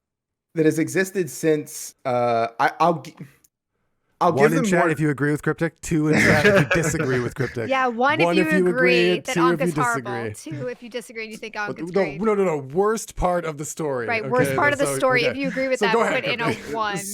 Scarlet was the best villain they ever wrote. I thought Mordramoth was a good villain. The ball kind of dropped at the end. Best dragon. Yeah, best dragon. I think the ball kind of dropped at the end, and I don't think that's the writing story's fault. I think there was other issues that caused that. But Anka follows the line of every other villain that they've done, in my opinion, which is a villain whose motivations you cannot understand. They are not, I say you got to show, don't tell, but her motivations aren't even really told to you. They're so nebulous. Oh, they are nebulous. Yes. Yeah, it's oh just, my goodness. It doesn't make a lot of sense. And, WP said one line that would have changed it almost entirely for me. What if they just had a few lines of dialogue in there where it's Anka, especially when you're fighting her, where she keeps saying, all we have to do is, because she keeps saying, we have to kill everything. We have to kill it. She keeps saying that over and over. Like, what if she just said, we have to kill everything because once we do, it'll reset. Because that's what happens in the Fractals of the Mist. In the Mists. When you kill everything, the instance resets. Yeah.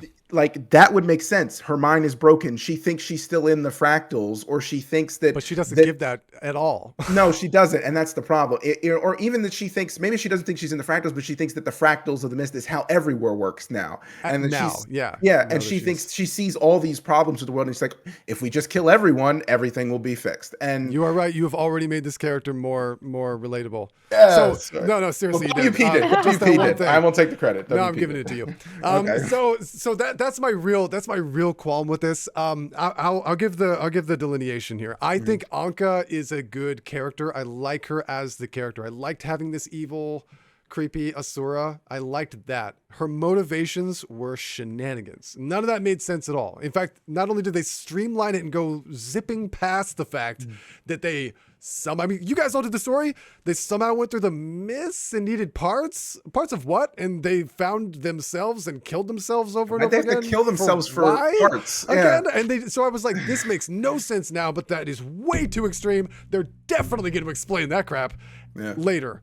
And they never did. And it apparently was her entire motivation for what she was doing, and that was not grounded enough. So I'm forced to fully agree with you. I'm even going to type 1 in the chat. The Fractals. Oh my gosh, you're typing 1 too? What is this? I typed 1. The Fractals thing actually solves them killing themselves because they needed parts. They got the parts, but the instance wouldn't reset. So they had to kill themselves in order to reset the instance and get more airship parts. Airship parts. Yeah. Why they got to kill themselves for airship parts? To reset the instance. They didn't want to keep searching the Fractals. They found a mist that had the stuff they needed. Why keep searching it? But they needed so many of them that they just kept killing them.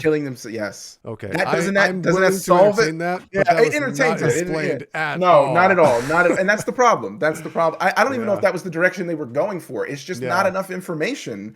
But that's a plausible answer that they could have done, and I don't. This 100% is just agree. Like, ArenaNet just keeps dropping the ball with villains, and I don't, I'm hoping now that we'll talk about this as the next topic, I'm hoping if we can get back to more personal stories that ArenaNet is so good at telling. That was why Scarlet was so good, right? Like, it was a personal story. That's why, Marjorie's investigation thing was so good, because it was a personal story that also involved Scarlet and my Don't you feel like there's room for it now? Because they even made a joke. They were like, we've had back-to-back apocalypses, right? Yeah. I was telling this to Junie today. She was like, so what's next? And I was like, hopefully some subtlety, right? Because they didn't, this is actually, and I wanted to get to this at the end, but one of the main things about this was they did not drop a hook. Yeah, there's we'll get to it. Seed, right? So okay, all right. This is a big part for me, man. Because it's the biggest part. Anka, go. Okay, go. Well, I'm just saying, like, at the end of the story, like this, like we've been fighting dragon after dragon after dragon. What? I thought you said to go. Don't go. No. I was talking about Anka. Stop. Talk about Anka. Let's talk about Anka. Go. I was going to say, I think you're right, actually, as far as like her overall writing goes, like her villainess, like nothing's really explained. But I do like the way she's written to touch all the other characters around her. Like she touches Goric in a way after she dies, and she assassinates Mai Trin after we just got through liking her finally. Some of us. Well, yeah, Not cryptic, cryptic. not cryptic. I Cryptic loved don't like her, her anyway. okay? I just didn't forgive her. Uh, She murdered Alliance Arch, guys. I mean, People. It was a good city. She killed Theo Ashford. Family. She's got cats. Yeah, it's- Oh, then Oh my everything's God. okay. Makes up for it, right? Oh, he's I- back. Wait, who? Oh, Roz. Roz, yeah. Uh, Ross is continue. back in the story? But no. As far as it goes, I think she is a bad villain. She would definitely be good as maybe a villain's minion or something. But Mm. I do like the way she was written to interweave and interact with all these other characters. I think as far as it goes, that's the best part of her writing. You know. Mhm. Mm. Yeah, I agree. But yeah, she definitely is not a good villain. Well, she was an Asura, and was also like diabolical and scary. So like, there's a part of her that was good, right? Like that had to be. It's not always easy. Like we play Final Fantasy 14 as well, and to take a little tiny Lalafell and make them like diabolical, like that's hard. And they do it. They do actually it a so lot. well, Yeah. though. They make you hate like the majority of the Lalafells that you meet. Again, I think it's the motivation that's the Yeah. problem. Every Yeah. one of them, Backstory yes, the whole motivation. point. Everyone. Evil little potatoes. Where's Azure? Junie, if you had any thoughts on Anka, otherwise we'll move on to the... I posted it in chat too. Jewel had mentioned that as well. Like I felt like it was almost there.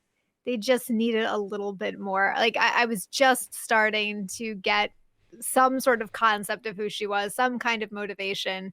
It was building, but they just, I don't know, maybe they just cut it out and they didn't include it. But I needed a little bit more to care. It was over too fast. Yeah. Yeah, I that can makes agree sense. with that. Yeah. All right, so we're gonna get to the best parts, which is, and we talked about callbacks and cohesion, and the story really did a great job of that. We had the story felt like it took place in the world, right? We Yep. felt like this was a story that was really in this world. We have all Well, these references. Actually, Jewel also just made a good point.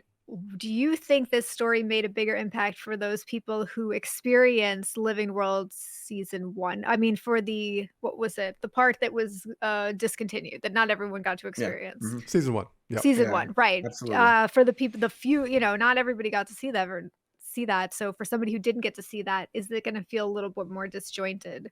I feel like the majority of modern players didn't. I'm just gonna Yeah. throw that That's out what there I'm now. saying. I mean, Most I people didn't. didn't. Yeah. Yeah, Like, I feel like the I didn't at all. majority of current players have no idea about season 1. Yeah. Exactly. Yeah.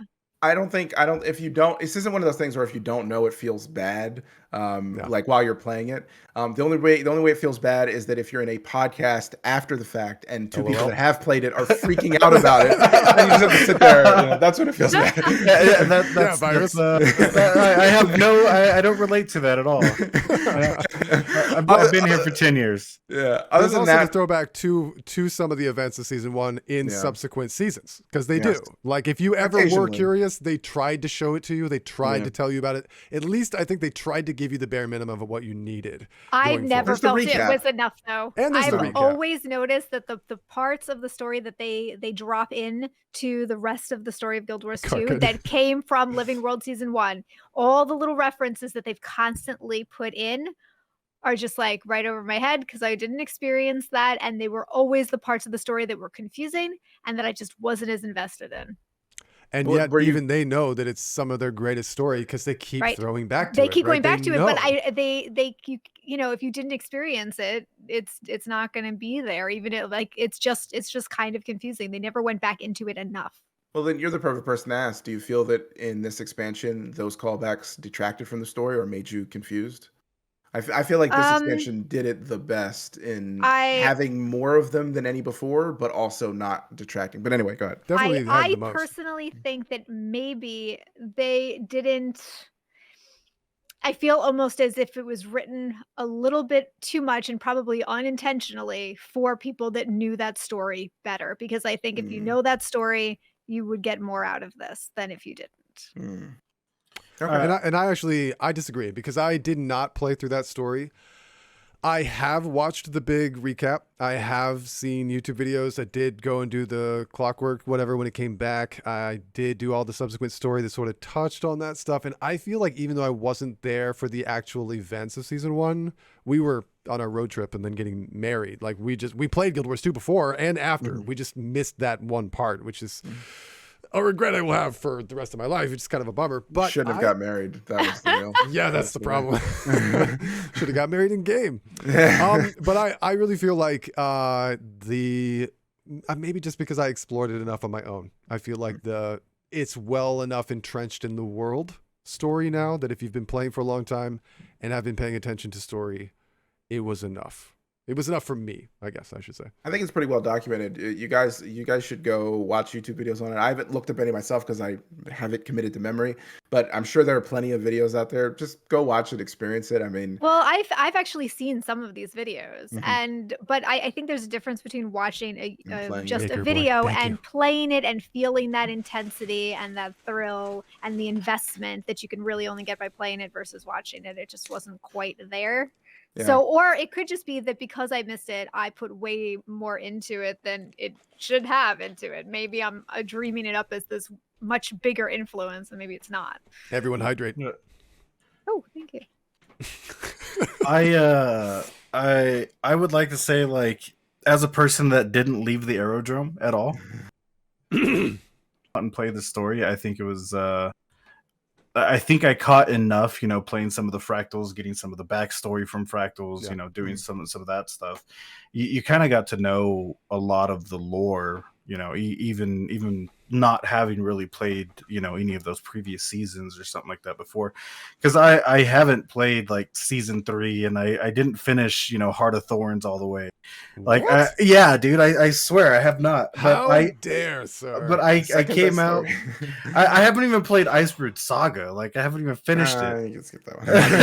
Yeah, I wouldn't put that anywhere near like HOT. Can I just ask you guys a quick side question? And I'd like to hear you guys chat in chat as well. Favorite expansion at this point? Now that you guys have done the whole thing, 1, 2, or 3. Are you HOT, POF, or Cantha? If you just to sum it all up, what do you like the best? I mean, I really love EOD. Path of Fire is definitely my second favorite. Heart of Thorns, I just couldn't do the story because I didn't like the maps. I'll be honest, I hated everything about Heart of Thorns. Yeah, it's probably a hot take, and you probably got chat calling me out right now. Well, Dragon says HOT, nice. Zaja says HOT maps, EOD story. Oh, okay, I like the split. What about you, Junie? What's your favorite? What's your order for expansions? Yeah, for expansions. No, I think I like Heart of Thorns the best, actually. Heart of Thorns the best. Okay. Yeah. For me, did you say Cryptic? No, go ahead though, because I'm looking for something. Okay. For me, it's too HOT. soon.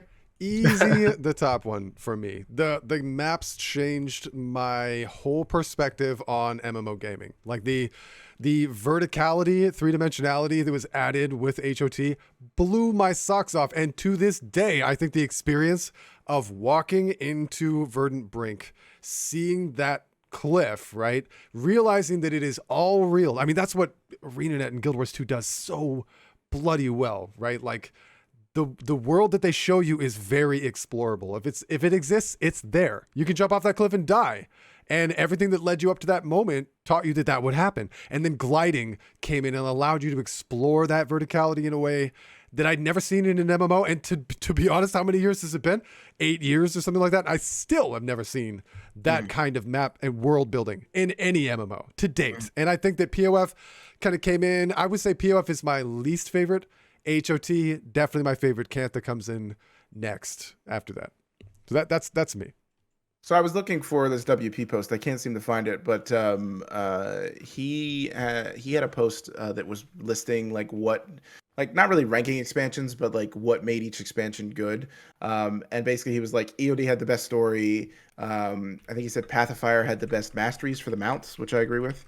And then Heart of Thorns had the best metas. And I think that really sums it up. I also love the Heart of Thorns maps. I think he said PoE had the better maps, but whatever. I think I agree. PoE? Yeah, Path of Exile. Yeah. Path of Exile had the better maps. Path of Fire. You know that Path of Fire had the better maps compared to HOT? I had a I'm stunned. long debate Stunned. about this, and I really don't.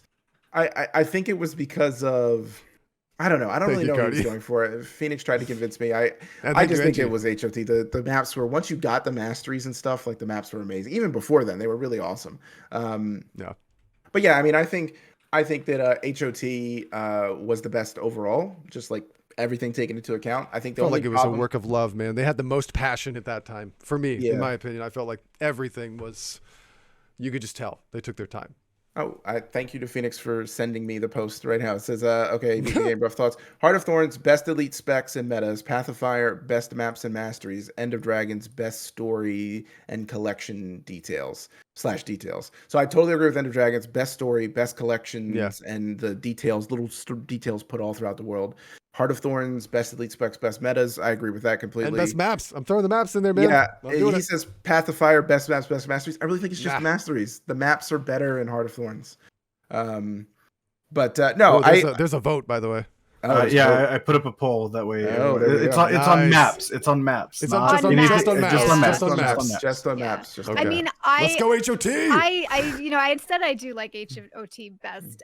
Tangle Depths drives me crazy, but But is it a is- masterpiece. but it is a Yeah. masterpiece. So Yes. even though it drives me crazy, It's it awful, but it's truly is a amazing. masterpiece that I had never experienced before. So I've- gotta I've give never him props. gotten lost in any other Guild Wars 2 map. I got lost so much in Tangled Depths until I Bro. had all the masteries. Like, Are you kidding me? I still get lost in Tangled Yeah. Depths every time I'm there. I've been playing this game since launch. I still get lost there and enjoy it every time because it's a marvel to me. How they made those. I feel like it's a masterpiece if you like abstract art. Like, it's just really Like an hard MC art. Escher Yeah, painting or yeah. something. You just it's so abstract. It's so bizarre. Like I don't like them personally. I'll do them for hero points. Sacha, and that's thank you for the about follow. it. I cannot get the hang of those maps at all.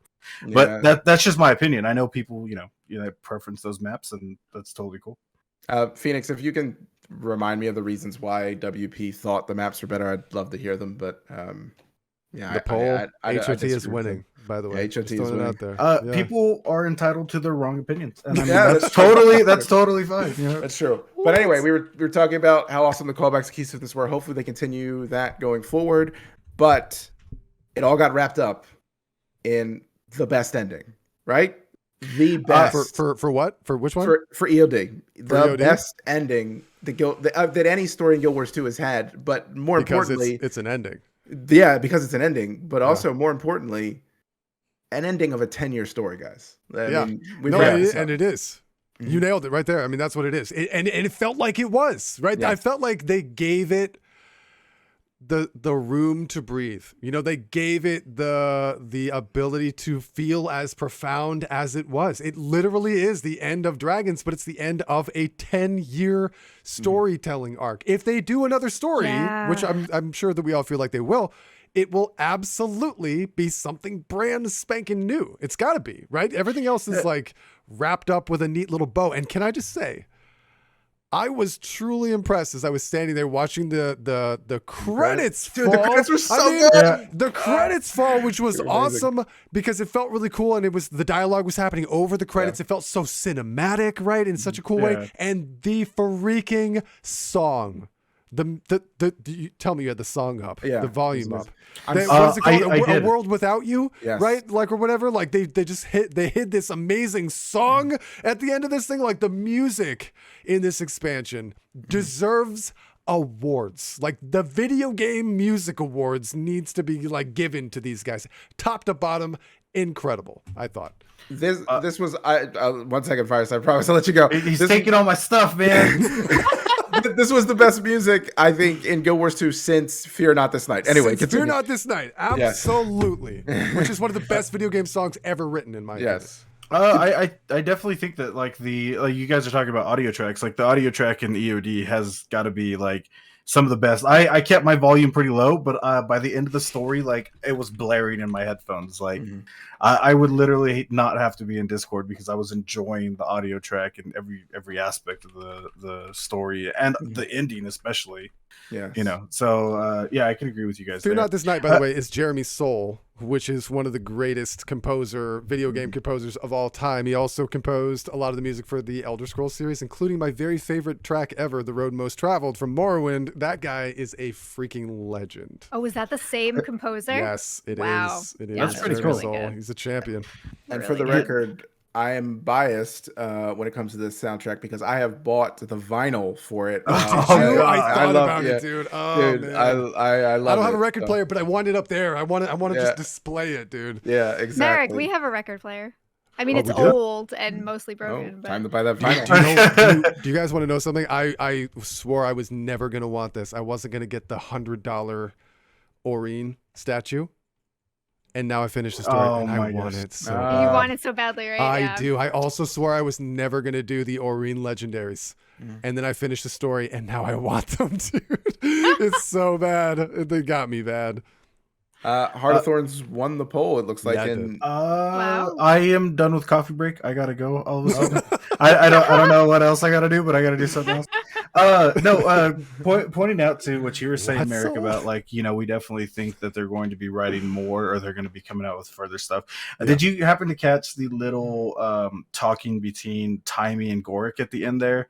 Where Goric was like, what do we do next? And, there we go. and Goric was like, well, hopefully it stays like this forever. And Timey's like, I don't think so. Yeah, Like, no, that's too yeah. much to hope for. Yeah, I feel like that's kind of like a hint, going forward, that we definitely have more to look forward to. And I think that's pretty cool.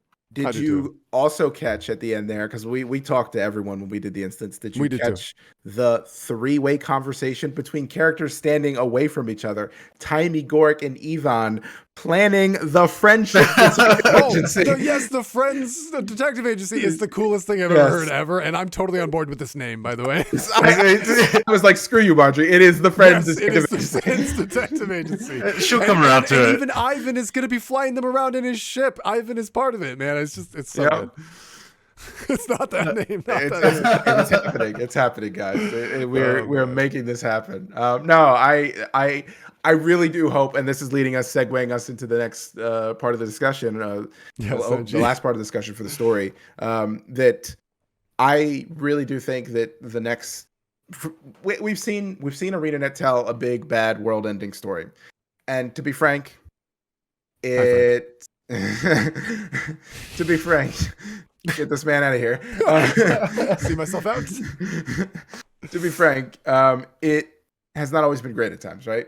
I think there's been at least equal bad to good. The things that have always been good, though, are the small personal stories. The small personal stories that were in the original story before you got to Zaitan. The small personal stories that we've had in the Living World with Marjorie, with Kashmir before they joined Dragon's Watch. Cashmere. Yeah. Cashmere is a Kashmir. sweater. You could be turning the lights off. Hey, Chris K. With Scarlet, and obviously, I think the best part of Scarlet's story was, I think all of it was good, but the best part was before she went completely mad. Mytrin. So yeah, I mean, I think we've seen all the small personal stories they have knocked out of the park. I can't think of a single one that I thought was bad. And whether it's the Friends Detective Agency or something else, It's got to be. I really hope it's the Friends Detective It's Agency. gotta be. Yeah, this is the direction that they should go. And I think this is what they want, right? Like, they realize this is the way they should go. This is why they rushed. And I was going to say, the how we dragons. know that that's true? Because they wrapped up all the dragons. They did it too fast. They knew. I mean, we were one at a time, and they're like, you know what? Well, not We only should be did done with they this. wrap up the dragons this time, but they also completely cut off the concept of the gods from Yes. Path of Fire. So Okay, there they you go. destroyed that possibility Well, for a and they storyline. should undo the crap out of that, because the coolest story that has happened, in my opinion, in the last 10 years was the revelation of the Mersat, and then being Balthazar, the inclusion of the gods for 2 seconds, the reason why they might be gone, the talking to, it was Lissa, wasn't it? Or no, Cormir, right? And then we see Lissa's mirror being used. That was the most intrigue that I have ever had in this game. From the moment that the game happened, the story started with the dragons, the mystery of the gods being gone for whatever reason. Remember that in Guild Wars 1, the gods were real. You interacted with them. We knew who they were. These are not abstract deities. These were players in the giant story of Tyria, Doom. and they were gone for no reason. An Doom epic comes and kills you mystery. when you get banned. Yes, yeah, Grant comes and kills you if you get banned. But that was one of the coolest reveals that they ever did, and then they flubbed it terribly. They just wrapped it up and as if it never happened, and we went back to Joko, which was a joke-o, and never ended up. No way. The only cool thing about Joko was that they brought it in where Oreen swallowed him and then all of a sudden now gets to resurrect herself. Yeah, that was weird. That was weird. I just felt like it was such an amazing reveal. I don't think that I've ever had my mouth hanging like wider open at the end of a story chapter, right? That blew my freaking mind when that happened. And then it just never turned into anything. I would love to see that come back.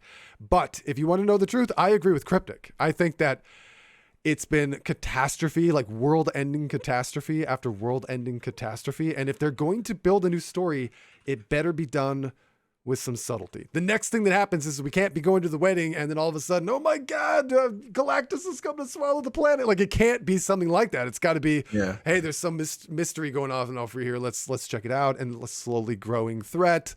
There's got to be some slow nuance to this. It's got to be a slow burn because, yeah, this game has not done a lot of that in a long time. That they've been giant world-ending Elder Dragons. You know, now that you said it can't be us going to the wedding and something bad happens, ArenaNet right now is like erasing their paper and pad. They're scrubbing it all away. The red wedding is coming. Yeah, an intern at ArenaNet just deleted the entire story.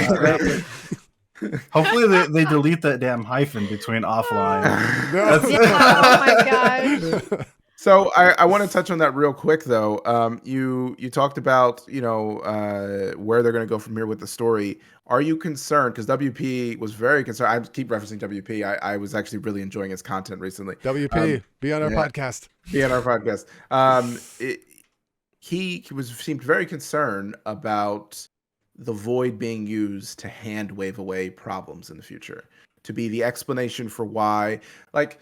There's this whole thing with Lissa, right, and chaos, and like maybe that's the explanation for that, or like why some of the races, like the Coden thing, or like there was a whole bunch of stuff that like people going crazy. Like let's just hand wave that away with the void, right? Like I can see where you're going with that. Crazy, the void, like, not her own internal fears taking over. It's the void.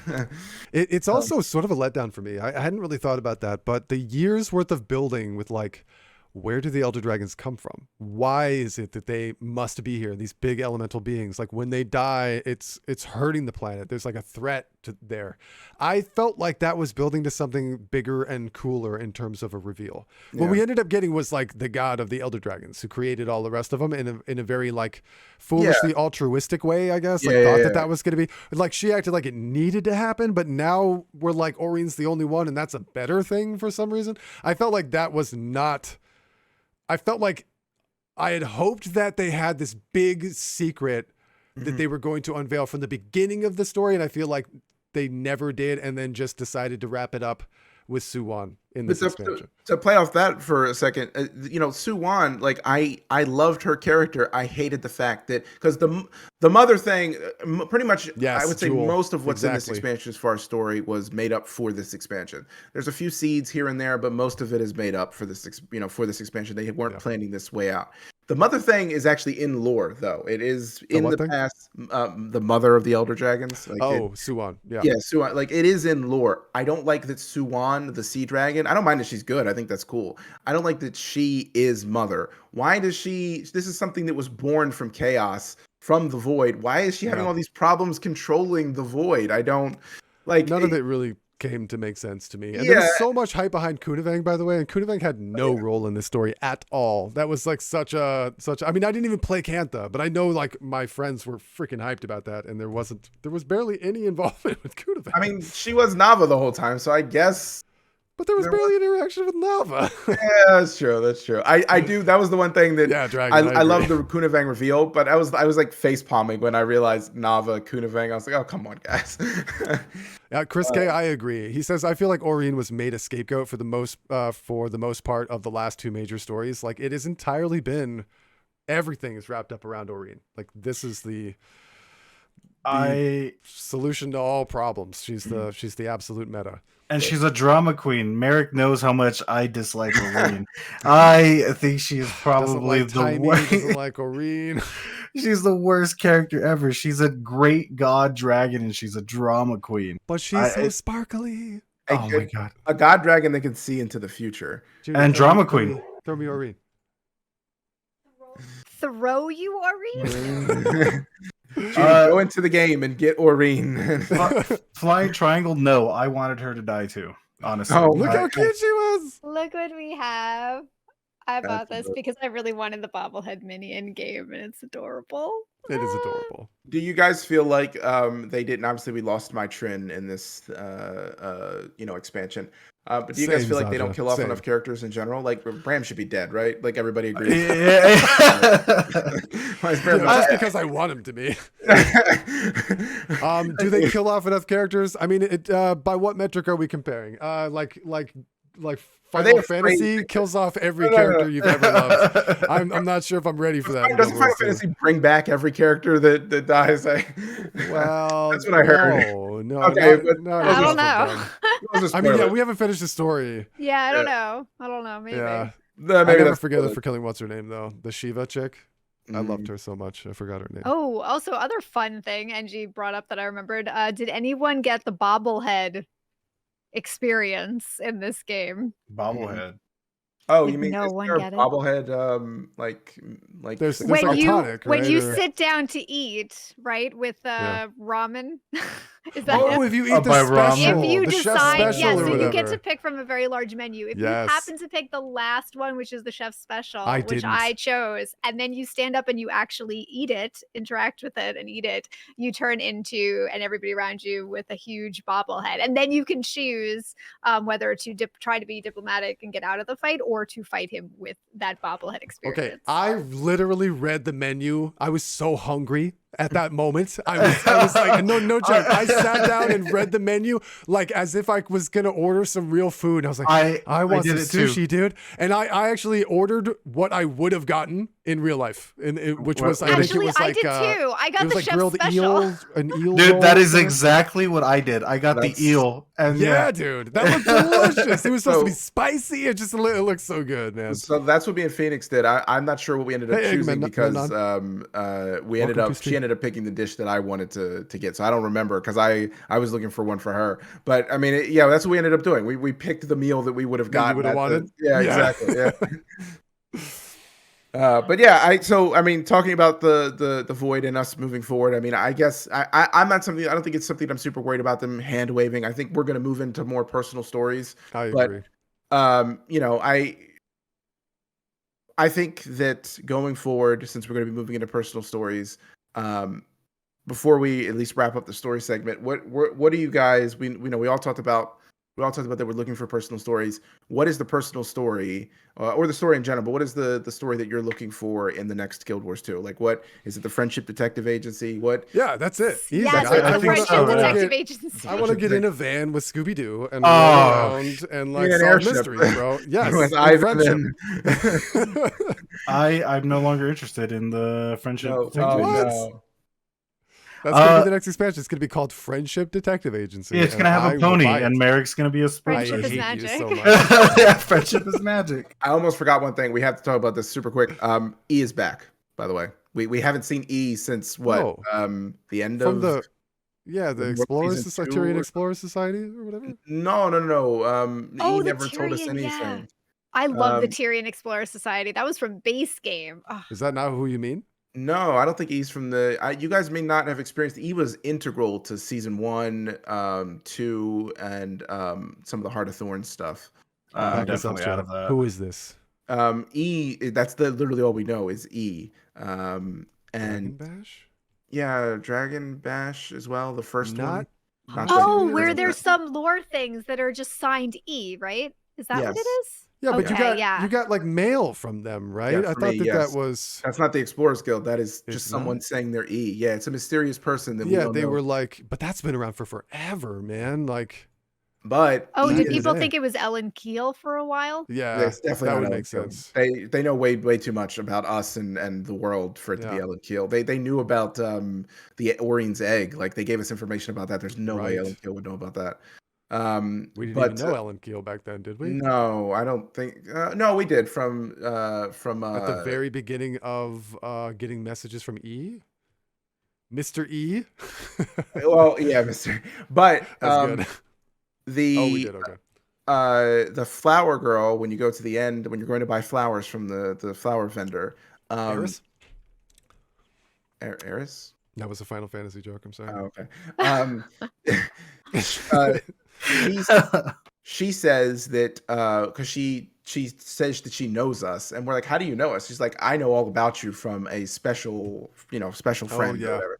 And in the instance where you are at the Marjorie and them are talking about their wedding, Marjorie says we're going to be doing more detective stuff. We've been backed by a big name or by a special actor. with deep pockets. Okay, yes. Yeah. And she could be referencing Connacht because Connacht's rich now apparently, or Yeah, but I don't think so. Yeah, I don't think so. Or she's referencing because Connacht was there, so why would she say it like that? Yeah, So, exactly. And I don't think Connacht would do that anyway. I personally think she's referencing E, and I think a lot of other people think she's referencing E. And I think the coup de grace of this is that when you go from I can't confirm this is true. I've been told this. I think Phoenix told me this. If you go when you go to meet the flower person, their hairstyle changes. It's random. What? Yeah. What?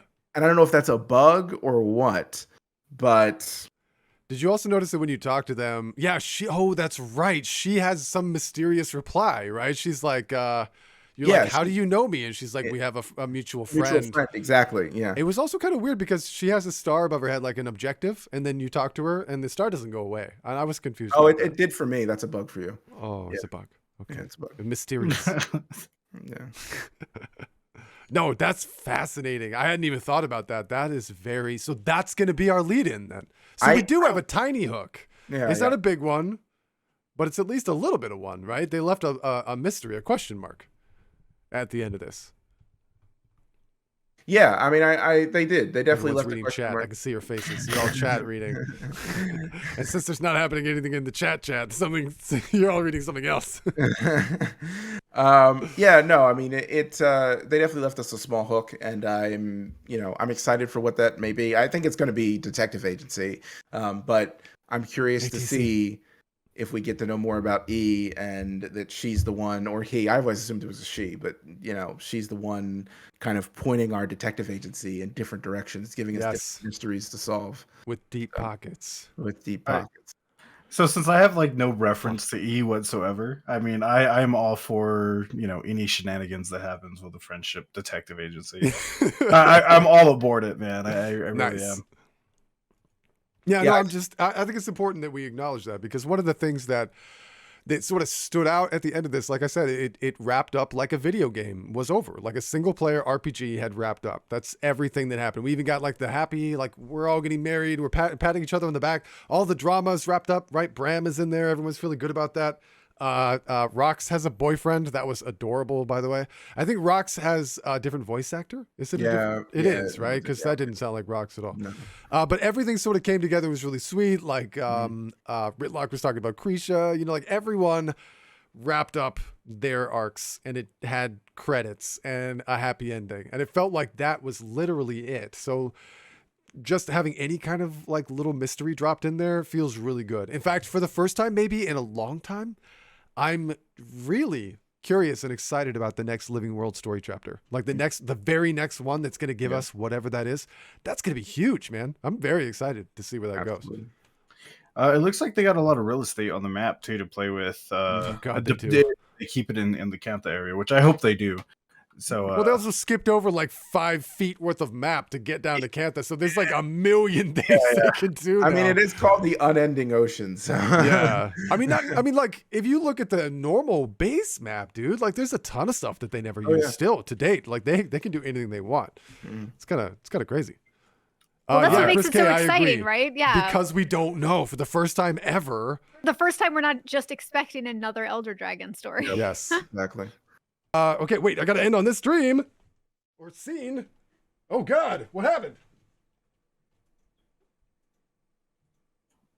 What'd you do to yourself, Merrick? What did you do I to don't know, yourself, it Merrick? broke. All right, guys, I just want to thank all of our Ko-Fi supporters, No Point Origin, Maddox, Play Angie's Badly, Art and Fact, Dalindra, Zhang, and a special thanks to Andrew Sean, who is responsible for so many of the awesome things we have on the stream, including our awesome audio that has always been working since then. And you guys can thank Saul for this terrible mustache. We'll see how long it survives. But I hope you guys have a great night. I'll see you next time. Bye!